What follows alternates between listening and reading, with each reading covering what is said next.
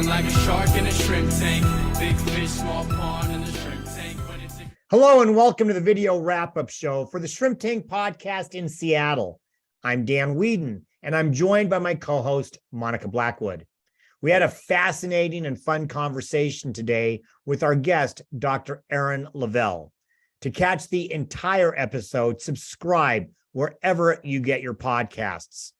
You can also find all of our episodes of over nearly 7 years on our website at shrimptankpodcast.com/Seattle. All right, Aaron, like Dan said, we had a fantastic conversation, but most people are familiar with their own school district. And many don't realize that there are 9 service districts across our state, and Olympic Educational Service District 114 is one of them. Can you just give us an overview of what it is that an OESD does? Sure. Yeah. And hello, everybody. So an educational service district, we are service providers to all the public schools, tribal schools, charter schools, private schools around all of our regions.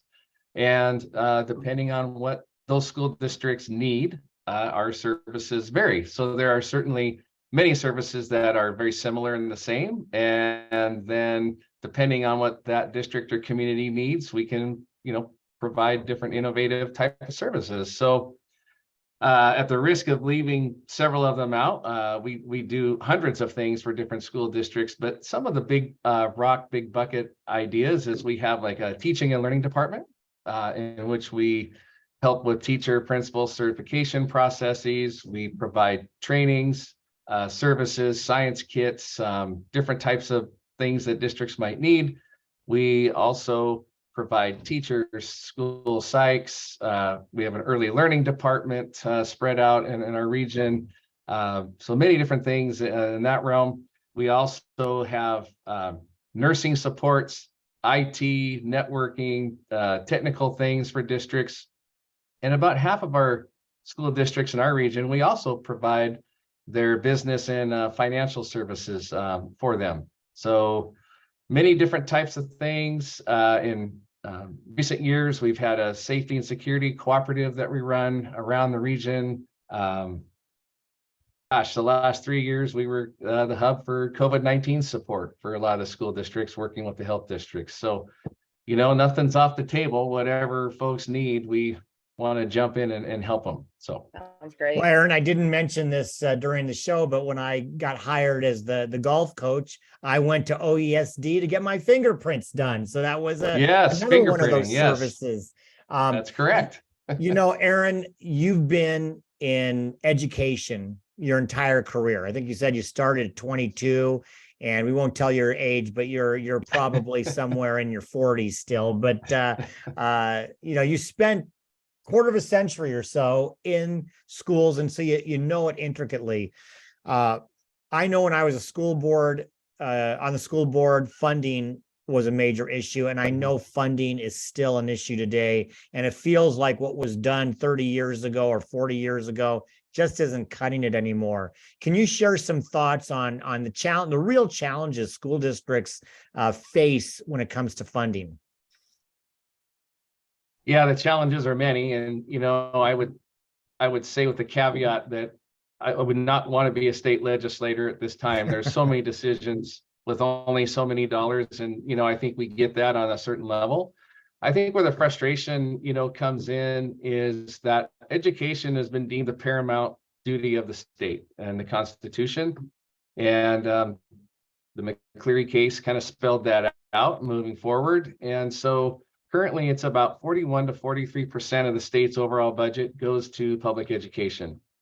So if it's the paramount duty, then I think that percentage of the state budget probably needs to increase. The funding mechanism for public schools, it's called the prototypical school funding model, and it just doesn't, provide adequate allocations for what districts truly need. And when we think about student transportation, in the way it's funded, things like special education.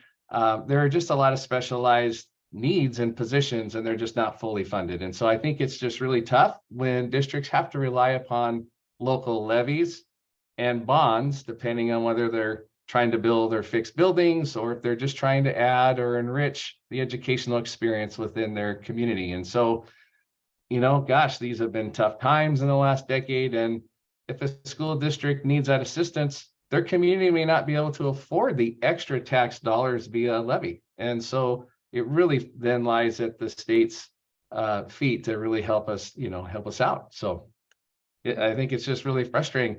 I will say this, with the ESSER dollars, the COVID relief federal dollars are about to evaporate in this year. Many districts have relied on that to get through some of those tough times. And I know most districts in the state are looking at huge reductions and cost cutting heading into the future. So. Okay. Aaron, thank you so much for being a guest here on the Shrimp Tank. For our listeners that want to get in touch with you and learn more about OESD 114, how can they get more info? Sure. Well, you could just initially head to our website, www.oesd114.org, or you can reach me at Leavell at oesd114.org. Wow, direct line. I love Direct it. line. Always. Make sure you check out all of the replays on shrimptankpodcast.com/Seattle and wherever you get your podcasts. iHeart, Apple, Spotify, Stitcher, any of those will do. Please follow us on our show's social media page on YouTube, Facebook, and Instagram. Well, Aaron, many thanks to you. I've known you for a long time, and you do an amazing job. And congratulations on the new job and the new career path. Everybody's got to listen to the entire show. We talk a lot about that as well.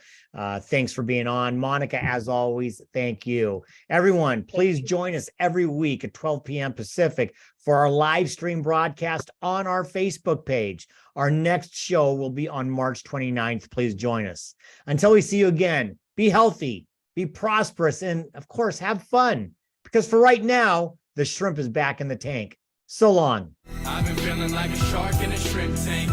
Big fish, small pond, and the shrimp.